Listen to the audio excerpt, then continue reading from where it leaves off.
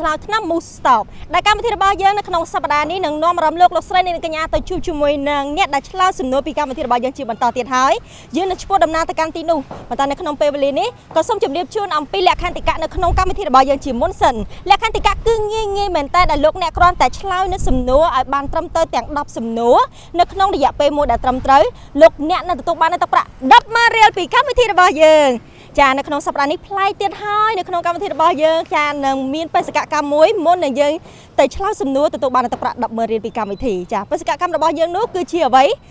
យើងនឹងនាំអារម្មណ៍លោកអ្នកនៅក្នុងពេលបន្តិចទៀតនេះកម្មវិធីរបស់យើងមានការឧបត្ថម្ភប្តីមុខដោយថ្នាំ Move Stop ដូច្នេះចាំថាតើបេសកកម្មរបស់យើងនៅក្នុងសប្តាហ៍នេះគឺជាអ្វីតោះទៅជាមួយនឹងខ្ញុំទាំងអស់គ្នាកម្មវិធី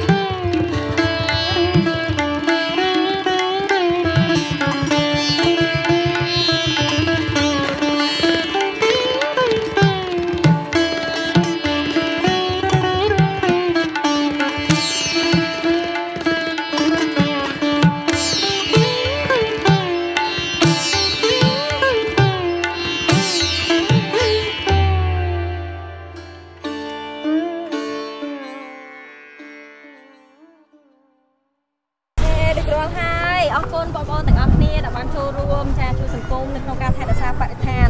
ចាជាការពិតណាស់ការចោលសម្រាមពីការក៏ដូចជាចោលសម្រាមដែលគ្មានសណ្ដាប់ធ្នាប់គឺមានផលប៉ះពាល់ច្រើនជាពិសេសគឺជាអត្តពលទៅលើការរស់នៅរបស់យើងប្រចាំថ្ងៃរបស់មនុស្សនិងសត្វផងដែរអញ្ចឹងហើយយើងគួរគប្បីទាំងអស់គ្នាចាជួយថែរក្សាបរិស្ថានឲ្យបានល្អដើម្បីសុខភាពទីក្រុងផងប្រទេសរបស់យើងផងក៏ដូចជាការលើកកម្ពស់ចាដល់ជីវិតរស់នៅប្រចាំថ្ងៃរបស់យើងម្នាក់ចាហើយជាការពិតចំពោះការចោលសម្រាមពីការក៏ដូចជា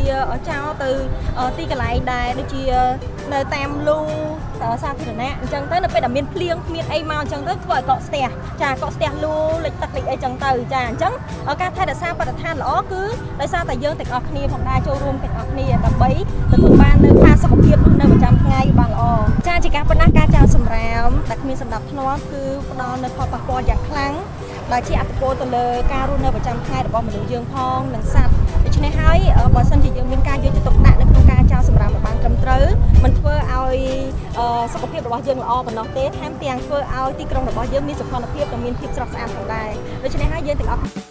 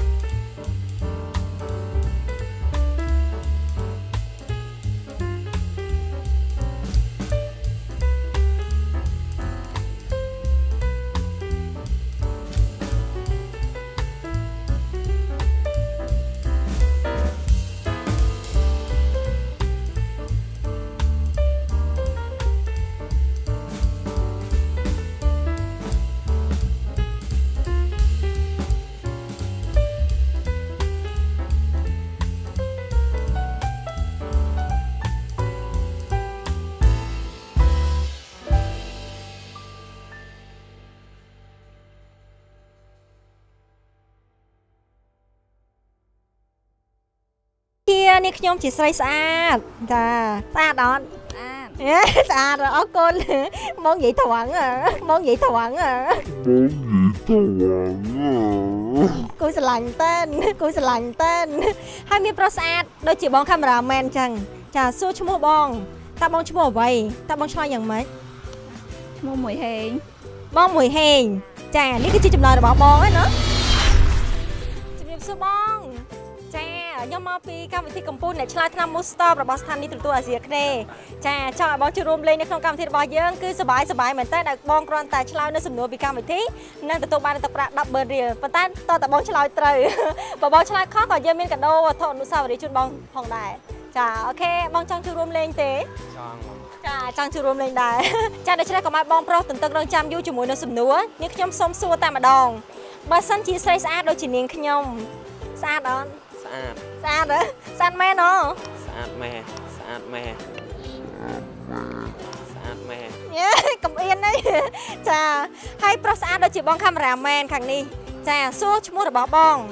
តើបងឈ្មោះអ្វីបងឆ្លើយយ៉ាងម៉េចខ្ញុំឈ្មោះក្រវ៉ាត់ទីបងឆ្លើយថាបងឈ្មោះក្រវ៉ាត់ទីចានេះគឺជាចំណុចរបស់បងហើយ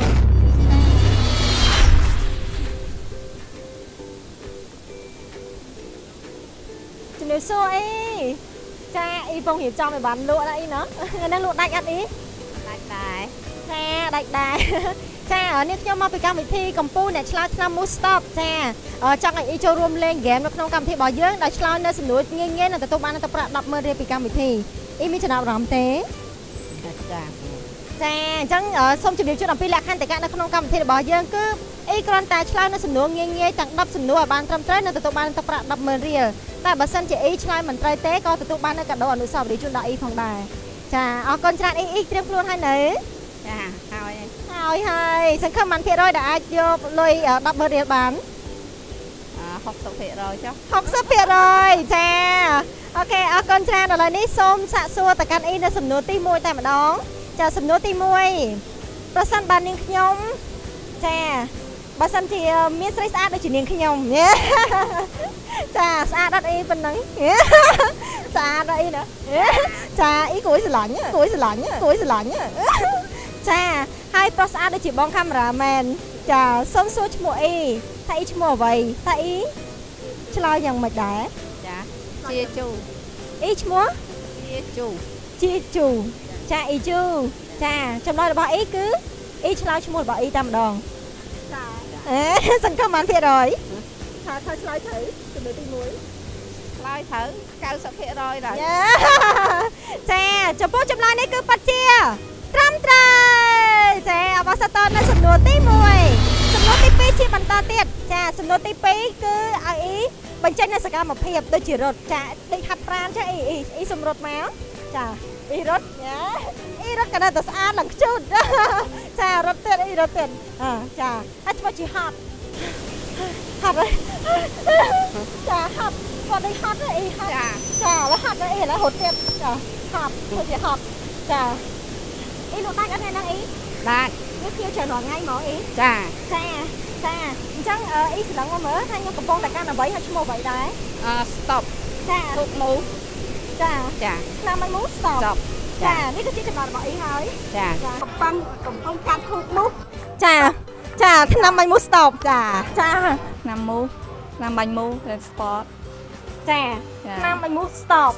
នៅក្នុងដៃ stop ចាជាអ្វីដែរជាឆ្នាំបាញ់មូឆ្នាំបាញ់សត្វល្អិតចាឈ្មោះថា stop ចានេះគឺជាចម្លើយរបស់បងហើយចាលេងហត់ទេណាចាចំពោះជប់ណាចាឥឡូវអស់ចិត្តនៅ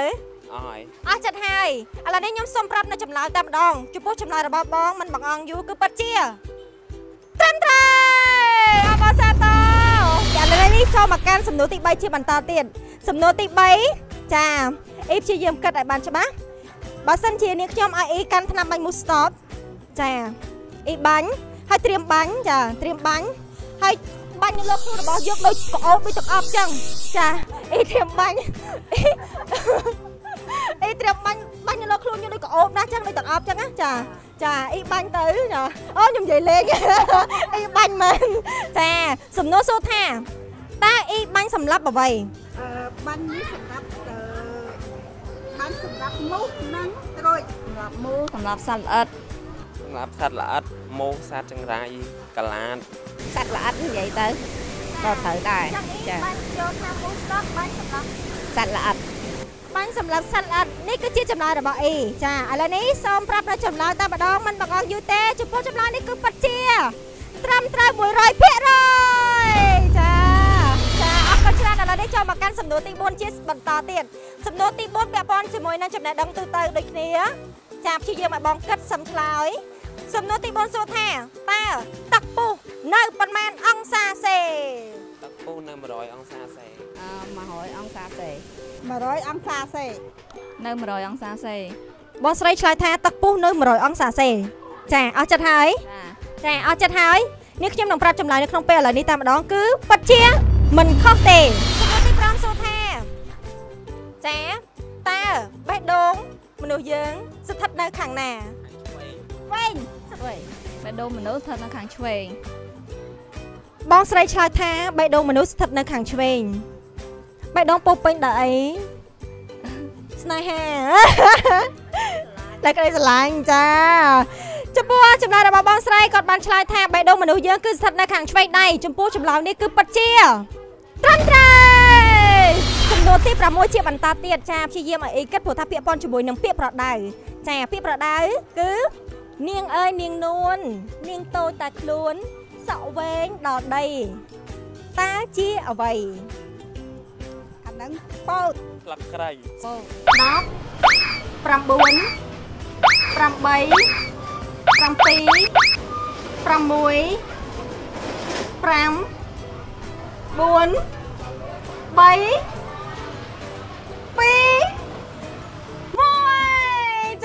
បងស្រីមិនបានឆ្លើយទេចំពោះសំណួរទី6ដែលជាពាក្យប្រដៅនេះឥឡូវនេះបងចង់ដឹងអំពីចម្លើយទេ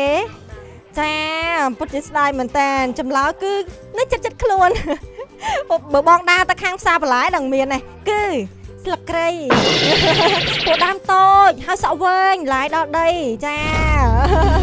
ជាសំណួរទី7ពាក់ព័ន្ធជាមួយនឹងចំណេះដឹងទូទៅដូចគ្នាចាព្យាយាមឲ្យបងគិតសឹមឆ្លើយនៅសំណួរនេះចាបើសិនជាគេជេរបងចាអធិស្ឋានចំពោះសំណួរចាកុំលេងតសួរហើយលេងផ្ទះពីបីកំភ្លៀងពិធីការនេះណាចាសំណួរសួរថាបើសិនជាគេជេរបងថាអាបេះដូងលេងដើរតើមានន័យដូចម្ដេចមានន័យថាងំមនុស្សដែលស្លាប់ទៅហើយស្លាប់បេះដូងមានលែងដើរមានថាជាយើងថាយើងស្លាប់អញ្ចឹងចាតែប៉ុណ្្នឹងឯណាអស់ហើយអស់ចិត្តឯណាចាបងស្រីថាបើសិនជាគេជេរថាអាបេះដូងលេងដើរមានន័យថាយើងស្លាប់ហើយមិនគេថាលេងដើរហើយចាចំពោះចម្លើយរបស់បងស្រីគឺពិតជាមិនខុសទេចាមិនខុសទេគ្រាន់ថាអត់តដល់ន័យបាន 70% ដែរប៉ុន្តែនេះខ្ញុំឲ្យត្រូវចាព្រោះថានៅក្នុងន័យតែមួយចំនួនទី8ចាស្រមៃថាបើសិនជាអ្នកជាប់នៅក្នុងធុងមួយដែលមានស្កុតបិទចិត្តគ្មានខ្យល់ចេញចូលតើអ្នកធ្វើដោយបដិចទៅអាចដកដង្ហើមបានបើយើងនៅក្នុងភូមិមួយគេបិទស្កុតចិត្តហ្នឹងគឺយើងដកដង្ហើមយើងប្រឹងហែកស្កុតហ្នឹងឲ្យមានប្រហោងដើម្បីយើងដកដង្ហើមធាក់ធំយើងដឹងថាយើងនៅក្នុងហ្នឹងយើងវាកេះទៅត្រូវរកវិធីចេញពីកេះហ្នឹងឲ្យបានអូត្រូវរកវិធីចេញពីកេះហ្នឹងឲ្យបានចានេះគឺជាចម្លើយហើយចាអរគុណច្រើនចំពោះចម្លើយនេះគឺពិតជាមិនត្រឹមត្រូវទេអូយសោកស្ដាយមែនតើចំពោះចម្លើយគឺឈប់ស្រមៃព្រោះថាខ្ញុំនិយាយថាស្រមៃសម័យថាបើសិនជាបងនៅក្នុងធុងហ្នឹងអញ្ចឹងបាច់សម័យអីទេវាមិនអាចទៅរួចទេអត់មានតែគេចាប់ចម្រិតបងឯងទេចាឥឡូវនេះយើងចូលមកកាន់សំណួរទី9ជាបន្តទៀតសំណួរទី9ពាក់ព័ន្ធជាមួយនឹងមិត្តភក្តិមួយក្រុមដែលមានគ្នា10នាក់9គ្នាចូលទៅខារ៉ាអូខេចានៅពេលដែលទៅដល់ខារ៉ាអូខេនោះគាត់អត់តន់ចូលទេគាត់មើលបំរាមសិនតែគេបិទជាប់នឹងជញ្ជាំងនៅពេលដែលគាត់អានហើយចាគាត់អានហើយមានមិត្តភក្តិ2នាក់ដែលអត់ហ៊ានចូលទៅក្នុងខារ៉ាអូខេនោះតើគេសរសេរយ៉ាងម៉េចខ្លះបានជាអ្នកទាំងពីរមិនហ៊ានចូលបើតាមខ្ញុំគិតប្រហែលជាគេសេថាអត់ឲ្យយកអាវុធចូលយើងមិននឹកត្រឹមត្រូវយើងមិនអាចចូលបានទេមានតែអត់គ្រប់អាយុ10 9 8 7 6 5 4 3 2 1នឹកឥឡូវឃើញ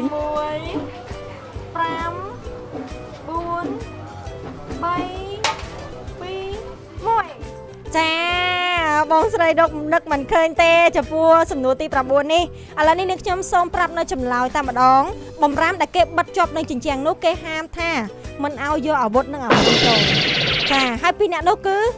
មានមួយឈ្មោះអាវុធមួយឈ្មោះអាភៀនដល់ពេលចុះក៏អត់ហ៊ានចូលទៅខាងក្នុងក្រៅគេនោះទេ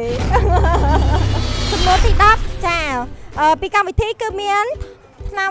នាំមូស្តបចាដែលមានស្លាកថ្នាំបាញ់មូស្តបដែលស្រស់ស្អាតនេះចាជូនដល់អ៊ីចាអ៊ីកាន់ដូច្នេះហើយចាអ៊ីកាន់ហើយអ៊ីក៏ត្រឡប់ទៅផ្ទះហើយអ៊ីចាអ៊ីបានកាដូហើយអ៊ីត្រឡប់ទៅផ្ទះស្រាប់ទៅដល់ផ្ទះភ្លាមអ៊ីស្ទុះ